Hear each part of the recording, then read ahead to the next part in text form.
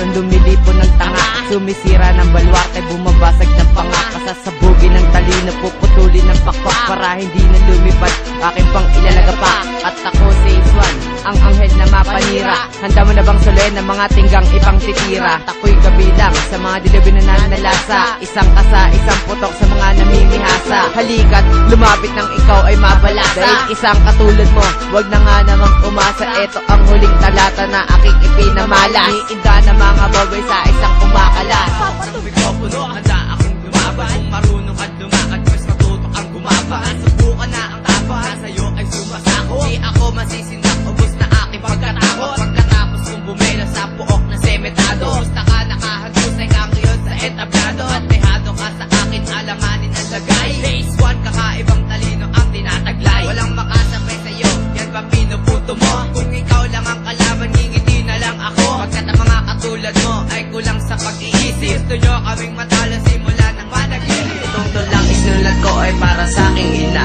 papadaanin ko na lang sa kanta aking nadarama. Hindi ko masasabi ng harapan dahil di nasanay, kasi bata pa lamang ako namulag na kay nanay. Ang babaeng nagabay at sa akin nagbigay na magandang buhay, pinag-aral ngunit ako'y sumuway. Kabutihan mo taglay, walang sinama na makakatumbas. Kung hindi dahil sa'yo ina, malamang wala akong bukas. Sa'yo ako lumabas, mismo sa iyong sinapupunan. Ang kayaman ang binigay sa akin hindi mababayaran. Taon man ang lumipas, buhat ng ika'y lumisan. Magbalik nagkatampuhan na sa'yo ay lumalaban. Di mo na ako makontrol, naging matigas ang aking ulo. Laging tambay dun sa katohanan ko ay basag ulo. Nung nahuli ng dorobo, ikaw agad ang sumaklolo. Sa lahat ng yan aking ina, salamat sa iyo.